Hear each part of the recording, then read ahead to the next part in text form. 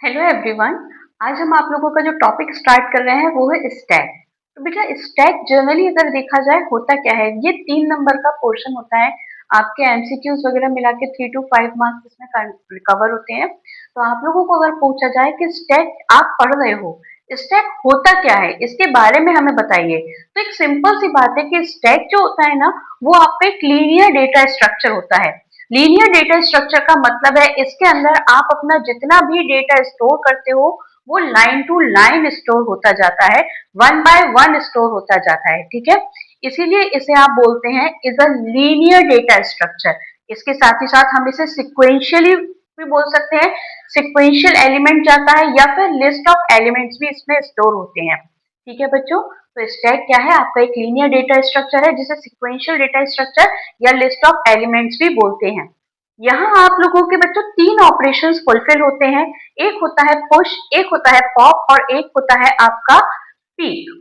Push के लिए अगर बोला जाए तो पुश का मतलब है एलिमेंट्स को इंसर्ट करना, एलिमेंट को आपकी एरे लिस्ट में या फिर आपसे बोला जाए एलिमेंट को आपकी लिस्ट के अंदर इंसर्ट करना, दैट इज द पुश।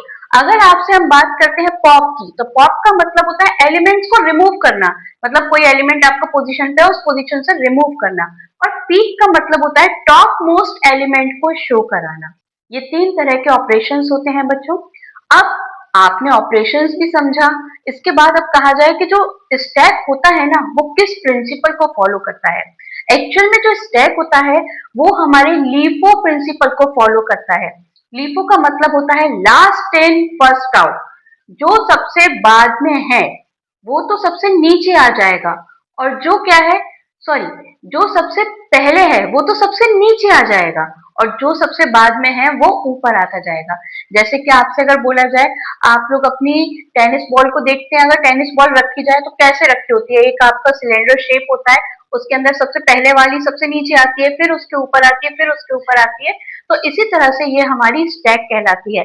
हमें रिक्वायरमेंट होगी तो हम क्या करेंगे, सबसे ऊपर वाली बॉल को ही तो लेके चलेंगे कि नीचे चलेंगे। तो यही आपका होता है बेटा स्टैक। ठीक है, यहाँ मैंने कुछ एग्जांपल्स लिखे हुए हैं, आपको स्टैक के बारे में डेफिनेशन दी हुई है, आप यहाँ से लिख लीजिए अगर आपको रिक्वायरमेंट है तो। ठीक है, और फिर यहाँ पर अगर आपसे बोला जाए ना, आपको मैंने यहाँ बताया कि ये लीफ ऑपरेशन भी करता है, ये इसके अलावा पुश और पॉप ऑपरेशन भी करता है। तो आपके माइंड में आ रहा होगा मैम स्टैक करता क्या है, जनरली स्टैक का काम क्या होता है। तो स्टैक अगर आप देखना चाहेंगे तो स्टैक आपका क्या होता है बेटा, एक सिंपल सा फॉर्म है। एक आपका ऑपरेशन होता है जिसमें सपोज करिए हमने यहाँ पे मल्टीपल एलिमेंट्स लिए। अब मैं अगर आपसे बोलती हूँ पुश टू, तो पुश टू क्या करना है, आप यहाँ पे पुश करेंगे इसकी 0 पोजीशन पे, तो ये हो जाएगा पुश टू। अगर मैं यहाँ से बोलती हूँ पुश सिक्स, तो ये क्या करेगा, फर्स्ट पोजीशन पे 6 पुश करेगा। तो ये आप देख रहे हो बेटा टॉप एंड पर ही काम कर रहा है। अब इसके लिए टॉप पोजीशन ये वाली हो जाएगी। अगेन आप लिखते हो पुश 9, तो वो क्या करेगा, 9 पुश करेगा। तो इस तरह से आप क्या कर सकते हो, एटलीस्ट 4 एलिमेंट अपनी स्टैक के अंदर स्टोर कर सकते हो। अब अगर मैंने आपसे बोला कि पॉप 9, या बस मैं आपसे पॉप बोल के छोड़ती हूँ, तो उसका मतलब है कि ये जो टॉप मोस्ट एलिमेंट है आप उसे क्या कर दीजिए, आप उसे रिमूव कर दीजिए, that is the pop operation. Again अब मैं यहाँ से लिखती हूँ पुश 3, तो ये क्या करेगा, यहाँ पर 3 पुश करेगा। तो that is the operation of stack. Stack में आप इंसर्ट करेंगे एलिमेंट या फिर आप रिमूव करेंगे एलिमेंट, वो सिर्फ और सिर्फ इसके टॉप एंड पर ही काम करेगा, इसके अलावा ये कहीं पर भी काम नहीं करेगा। तो आप सभी बच्चों को समझ में आ गया होगा स्टैक क्या होता है बेटा। अब हम मेन चीजें हैं जो अपने स्टैक में प्रोग्राम्स आते हैं, हम उसको परफॉर्म करेंगे। मैं वन बाय वन आपको बताऊंगी, एक बार पुश का बताऊंगी, एक बार आपको पॉप का बताऊंगी, और फिर एक बार हम आपको पीक का बताएंगे। तो हम उन क्वेश्चंस को करना शुरू करते हैं। बच्चों अब हम देखते हैं कि क्रिएटिंग अ लिस्ट, आप अपनी स्टैक में कैसे लिस्ट को क्रिएट करोगे या फिर आप कैसे अपनी स्टैक को बनाएंगे। सिंपल सी बात है, अगर आपको अपनी स्टैक को क्रिएट करना है तो स्टैक को क्रिएट करने के लिए आपको लिस्ट में एक फंक्शन होता है, लिस्ट फंक्शन, जिसका काम होता है एम्प्टी लिस्ट क्रिएट करना। ठीक है, एम्प्टी लिस्ट क्रिएट करना, या फिर आप सीधे सीधे क्या कर दीजिए, सपोज करिए मैंने यहाँ पर लिख दिया stack is equals to square bracket. तो इसका भी मतलब क्या है बेटा, ये आपका एम्प्टी स्टैक या फिर एम्प्टी लिस्ट क्रिएट करेगा। तो यहाँ के इसके थ्रू हम क्या कर सकते हैं, हम हमारी स्टैक को क्रिएट कर सकते हैं। आपकी इस वाले स्टेटमेंट से लिस्ट फंक्शन के थ्रू एक आपकी एम्प्टी स्टैक क्रिएट होती है, और अगर आप डायरेक्ट करना चाहो तो stack is equals to square bracket put कर दीजिएगा, तो भी आपकी क्या हो जाएगी, स्टैक क्रिएट हो जाएगी एम्प्टी। यहाँ करने के बाद अब मैं मेरे ऑपरेशंस पे आती हूँ बच्चों। तो सबसे पहला आता है पुश ऑपरेशन। पुश ऑपरेशन का मतलब क्या होता है, पुश करना, एलिमेंट को इंसर्ट करना आपकी लिस्ट में। How to push the element in a stack.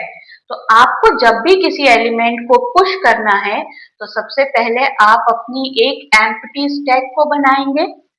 Empty stack को बनाने के बाद उस नंबर को इंसर्ट करेंगे कि भाई आप क्या एक नंबर लेना चाहते हैं। तो मैंने सपोज करिए एक नंबर ले लिया, that is enter any number करके एंड में एक नंबर लिया।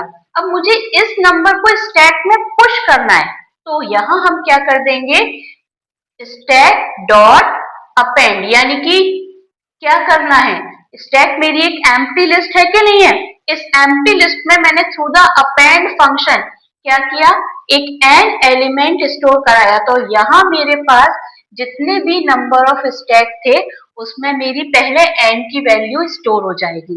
इसी तरह से मैं और भी एलिमेंट ले सकती हूँ, ये मेरे को मल्टीपल टाइम हम जितना भी मूव कराना चाहे उतनी बार हम इसे मूव करा सकते हैं। तो आप सभी बच्चों को समझ में आया होगा कि how to insert the element in a stack. ठीक है, उसके बाद हम लेते हैं उसके बाद हम लेते हैं पॉप। अगर बात की जाती है आपके पॉप ऑपरेशन की, ठीक है, तो पॉप ऑपरेशन आप कैसे परफॉर्म करोगे बेटा। पॉप ऑपरेशन परफॉर्म करने के लिए आपको सिर्फ ये ध्यान रखना है कि आपके स्टैक में एलिमेंट है या नहीं है। ठीक है, तो यहाँ मैं कैसे चेक करती हूँ, यहाँ मैं थ्रू द इफ चेक करती हूँ। अगर मेरी length of stack is equals to हो जाती है माइनस, अगर मेरी length of stack is equals to हो जाती है 0 के, ठीक है, length of stack is equals to हो जाती है 0 के, तो मतलब मेरा क्या है, यहाँ पे जो स्टैक है वो एम्प्टी हो चुका है, मतलब उसके पास कुछ भी नहीं है। लेकिन अगर आपकी स्टैक एम्प्टी नहीं है तो आप क्या करो, स्टैक डॉट पॉप। ठीक है, तो आप यहाँ क्या कर दीजिए, स्टैक डॉट पॉप। तो इसके थ्रू क्या होगा, मेरा एलिमेंट रिमूव होता जाएगा। बेटा हम लोग ये सारे ऑपरेशंस थ्रू द प्रोग्राम भी समझेंगे। यहाँ बस मुझे ये समझना आना चाहिए, या आप लोगों को ये समझ में आना चाहिए कि आप जो कर रहे हो ना पुश, पुश का मतलब क्या है। पुश का मतलब है कि कैसे, पुश का मतलब है कि कैसे आप अपने एलिमेंट को पुश करोगे, कैसे आप अपने एलिमेंट को स्टोर करोगे। पॉप का मतलब है कि कैसे आप अपने उस एलिमेंट को रिमूव करोगे जो आपका स्टोर हो चुका है। ठीक है, तो आप लोगों को ये दो ऑपरेशन समझ में आए हैं। अब हम इसके आगे अपने जो प्रोग्राम्स हैं वो करेंगे, और पीक भी हम वहीं पे बता देंगे, क्योंकि पीक का मतलब भी होता है टॉप मोस्ट एलिमेंट करना। तो आपको टॉप मोस्ट एलिमेंट भी हम उसी जगह कर देंगे। ठीक है, तो अब हम अपना प्रोग्राम शुरू करते हैं। बेटा मैं आप लोगों को स्टेप बाय स्टेप प्रोग्राम बनवाऊंगी। सबसे पहले जो है वो आपका है थ्रू द स्टैक इम्प्लीमेंटेशन। पूरा इम्प्लीमेंटेशन स्टैक का आप कैसे करोगे, बहुत बड़ा लगता है बच्चों को ये प्रोग्राम कि मैम हमें नहीं समझ में आता है।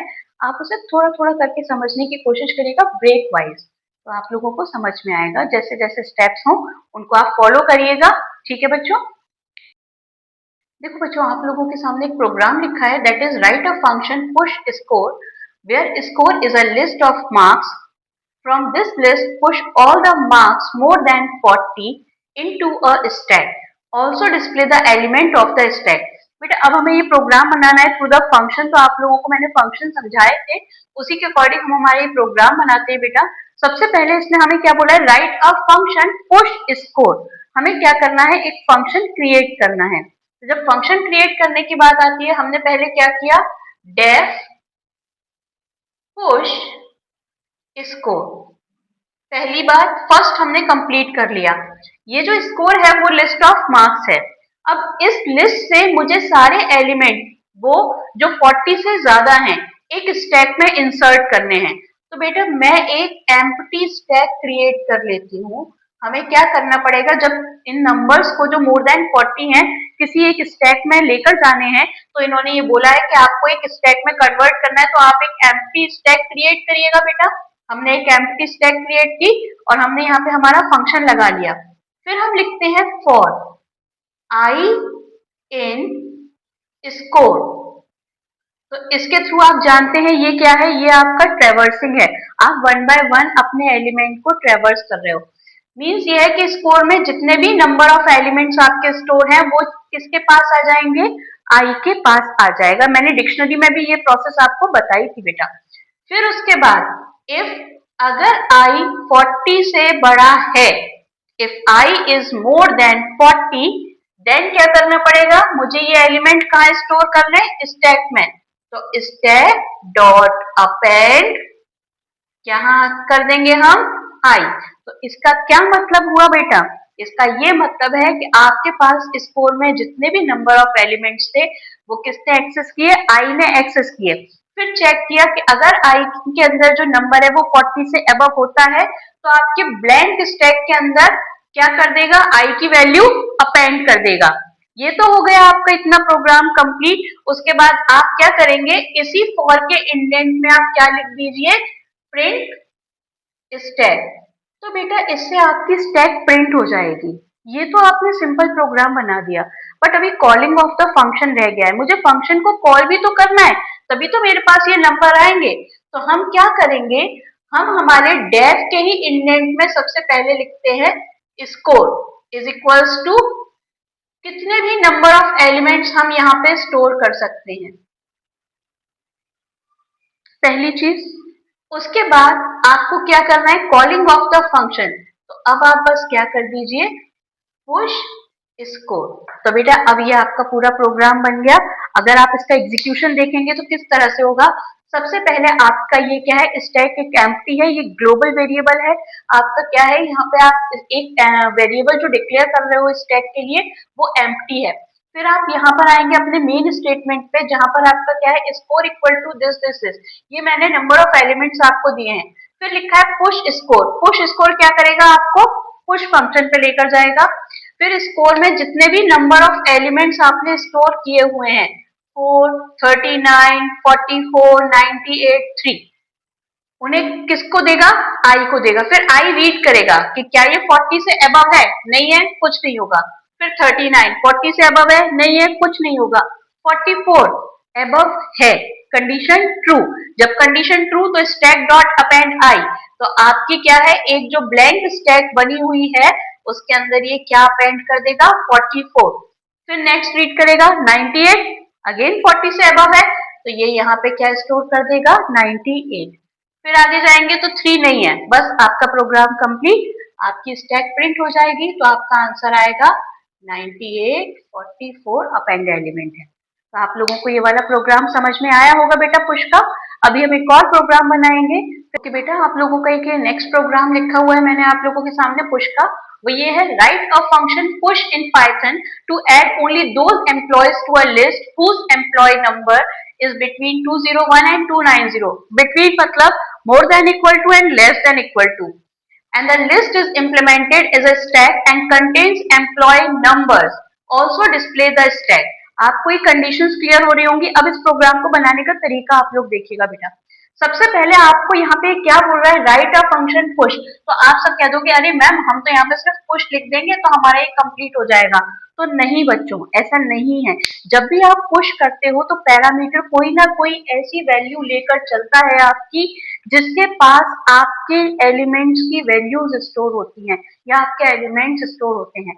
इसीलिए आपके सामने अगर आप यहाँ पे देखोगे ना, write a function push in the Python to add only those employees to a list whose employee number, किस पर काम कर रहा है, एम्प्लॉय नंबर। यानी कि मेरा जो पैरामीटर है वो मेरा पैरामीटर एम्प्लॉय नंबर का है। तो मैं यहाँ पर अपना प्रोग्राम क्या करती हूँ, यहाँ पर मैं अपने प्रोग्राम में जब पुश फंक्शन परफॉर्म करूंगी तो ये मेरे किसकी रीडिंग करेगा, मेरे एम्प्लॉय नंबर की रीडिंग करेगा। First point. उसके बाद आपको यहाँ पे इन्होंने स्टैक बोला है कि आपको क्या करना है, सारे जो इतने भी एलिमेंट हैं इससे रिलेटेड वो आपके कहाँ होंगे, एक अलग स्टैक में जाके स्टोर होंगे।